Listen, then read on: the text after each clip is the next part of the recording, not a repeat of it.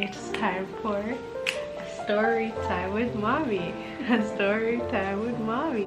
2 or 3 ladies approached me pretty fast. I had my hair braided at the time in one braid, and Nikki, can we touch your hair? Like this chicken running. So she didn't take the warning, guys. Nope. I mean, when you love somebody, you do not want to get any disturbance. You don't want to listen to anybody. So, not even to a chicken. Abortion and attempted murder. Like, what?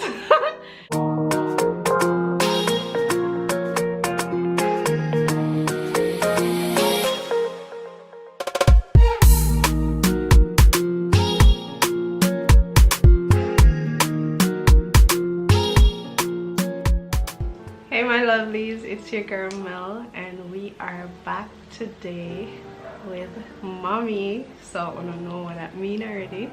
It's time for a story time with mommy. A story time with mommy. Yeah, so the last time we left off at that is how I met my husband. So I'm just gonna let mommy take it from here. She's going to tell you whatever she wants to tell you. She's just going to take over from now on. Okay? Disclaimer. The stories that I'm going to tell in this series are my experience, my truth, and my point of view over the past 38 years that I have been in Jamaica, and in no way intended to slander any person, the culture of Jamaica, or the island as a whole. Yeah, hi Mel's lovely. Yeah, my last sentence was how I met that's how I met my husband. And to show you the reason why I not only visited Jamaica but basically started to live here was of course of him. At first, when we spent the first 2 weeks in a house that we rented after we moved to Long Bay, which is a very beautiful place further along the coast, where we spent another 2 weeks, the entire group. We had rented a house and it was really nice there, and my boys had a blast because we were right at the beach. You know, the real Jamaican holiday dream, a cottage at the beach. So that's where we spent the next 2 weeks, and within those 2 weeks, Ashley, who was the person that would be my husband later on. We call him Ashley. His real name is not Ashley. Came to visit in Long Bay, and that kind of deepened our blossoming relationship. And then when we met again, he said, oh, when you're off here in Long Bay, why don't you come back up to our house up there and spend some time again? And I was, yeah, why not? I mean, I was free. I had no plans, no hotel, no obligations. So I was very happy to do so. Also, then he showed me the life on his little farm. He had 11 acres of land, 1.5 acres of coffee. I can make a wicked cup of coffee from scratch. We had all fruit up there, like grapefruit, orange, apple, of course banana, plantain, pineapple, you name it. My nicest memories in the mornings, I would go out, pick a grapefruit here, some oranges there, some lime here, get a coconut, and mix them all together, and that was our drink for the day. So that life for me was absolutely fascinating. Living in nature, with nature.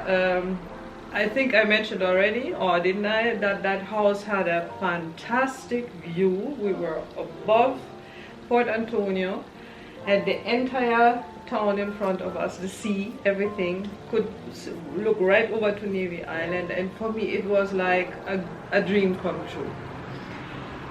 But after my 3 months were up in Jamaica, I was really considering to go back to Jamaica, and then I asked Ashley to come to Germany with me because I said, I want you to see where I come from. Because I have to mention too, he was not always in Jamaica. He used to live in America, and he was a studied biologist and used to work in the Bronx Zoo. So it's not like he never had been abroad and had no experiences abroad. But I still wanted him to come to Germany because that's still another ball game. And he came over. We spent about 3 months there together, too.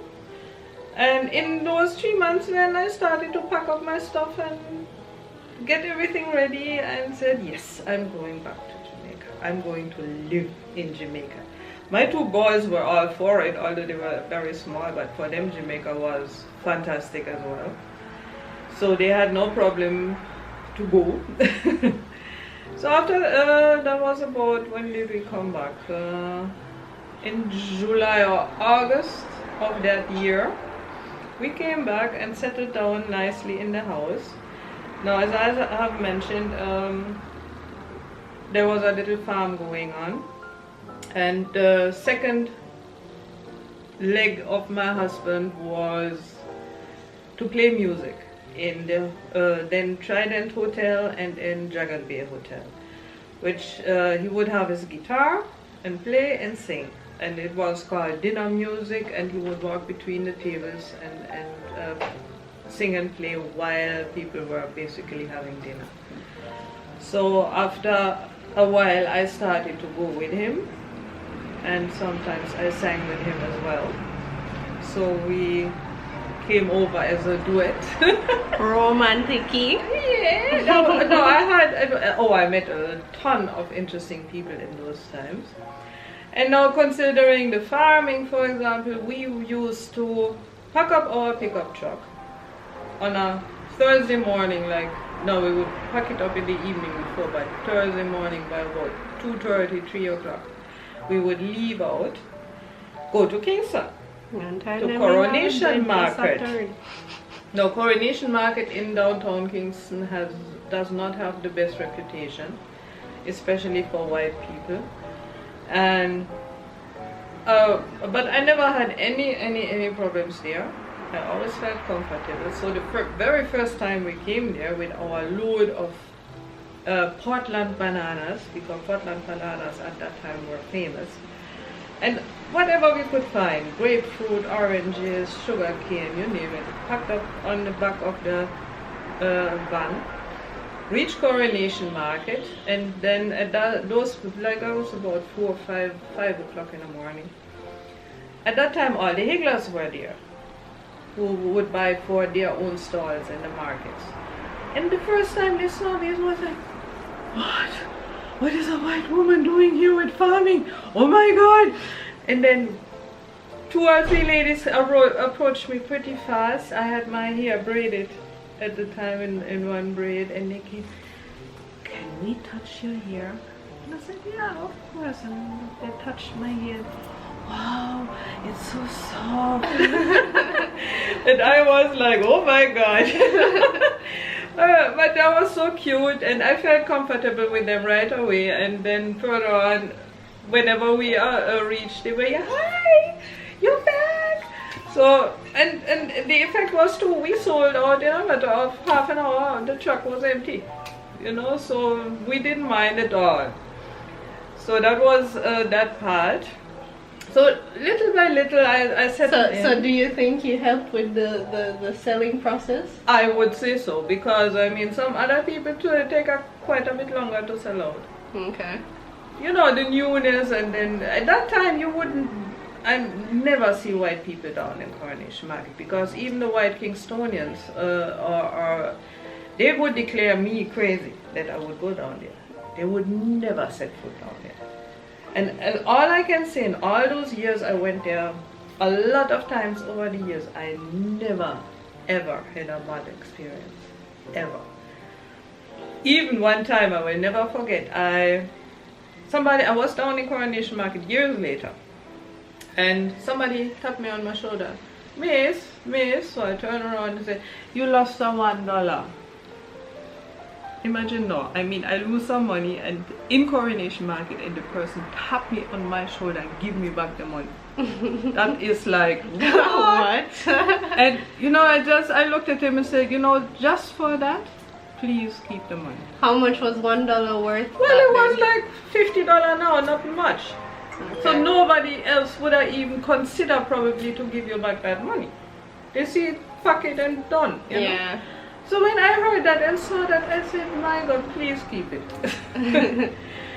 So I never ever really made any bad experience down here. So those farming experiences happened in the first 3 months you were here, or when you came back from Germany? Well, it started in, oh, you mean with the hair and stuff? That was when I came back already. Oh, when you came back. That's when we really started to settle in and start our like day-to-day life. Which was new for me a bit too. For example, I started with coffee. We had the 1.5 acre of coffee, and trust me, it's not an easy task. Because you have it on a slope, and then you have to go early in the morning, and you can only reap the red cherries. Anything that is not red, you wouldn't reap. So that means you went out every morning to reap whatever was red at that morning. And you were in there for 1 hour, 2 hours, and you know what amount you get? Like a little bucket. That's it. Damn. Because I mean, we did not have that much coffee, of course, but it's a lot of work. And then the processing of making coffee is a huge work. So whoever buys coffee should be grateful for every cup of coffee they get, because it's a lot of work to process it. So we settled down. And then when did he propose to you, or who? We never really had this kind of proposal also, because it was like pretty much clear that if I and the boys wanted to stay in Jamaica, we would have to get legal papers, and it would have been very hard to do other than through marriage. So basically it was a decision, of course. I mean, we fell in love, we loved each other, and the process of getting married was in the field already. But me personally, I'm not a marrying person, to be honest. I mean, marriage for me is if I am with a person and we are in love and we can live together, and I do not need this paper, personally. So I guess if the Jamaican government, like every government in the world, didn't want us to get legal through the papers, I would have never married, to be honest. So there was no proposal. It was not this romantic notion of, oh my God, we have to get married. No, it is like, we love each other, we want to live together, we want to be together. We need this paper, so let's get married. Okay. Basically. So how was it? Was it a fancy like wedding, or just a? Very fancy. Very fancy. We got married in the house where we lived. There was the priest, of course. There were 2 witnesses, one of which were Ashley's mother. The other one was actually your friend's mother, was my witness for the wedding. And of course my 2 boys, and that was it. No more. So very fancy. And then when the priest started with his sermon and this and that, suddenly this chicken came into the room, because we were in the living room, doors wide open. And this chicken running, and we were all like, oh, what's this? We started to laugh because it was kind of funny, so we shushed out the chicken. And then later on though, I said, maybe that chicken was trying to tell you something. I should have listened. So what, the chicken just came in calm, or was it like hectic? It was really hectic, and like I said, it was really like the whole time and fluttering, and I was like, what the heck, you know? And then we shushed it out and it stayed out, and I have to say, no chicken ever came in the house normally. I mean, that was really, So that really was the extraordinary. first time that a chicken came into the house. Yeah, the very first time. Normally, no chicken would ever come in. Chicken, the one moment session of him. After, I mean, when things transpired after, I said, maybe that chicken was really warning you, know? Yeah, and that chicken did a warning proper. But she didn't take the warning, guys. Nope. I mean, when you love somebody, you do not want to get any disturbance. You don't want to listen to anybody. So, not even to a chicken. But just imagine a chicken are running and just have it very nice. That's weird though. That's so weird. So that's how y'all just set up on a life. And yeah, well, and then as I wanted to go sometimes in the hotel with my two boys at the time, they were only 3 and 5 years old, so they couldn't stay alone in the house. And there was this neighbor girl. I don't even know how we met her, but she was like, oh, she would babysit when Ashley and me were gone. And after a while, she was about 16 at the time. After a while, she started to tell us about her family and how much her father was so cruel to her and always punished her and beat her, and she was going to school and couldn't even go to school properly because her father wouldn't let her do her homework. And actually, family was 7 Days Adventist, and she very, very stern 7 Days Adventist, so they would follow this Sabbath and very sternly, and she couldn't listen to no music, she couldn't do anything, and she was very, very unhappy with her family.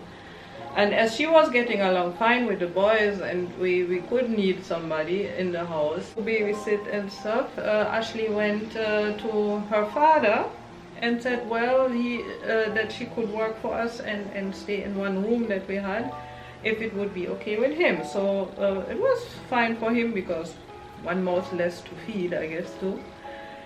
So she started to live in the house with us and take care of the children for a bit. And after a while, everything went fine for a while, but after a while certain things would occur, and that would be my next story. give them a teaser. Certain things like what would occur? Well, yeah. From abortion to attempted murder.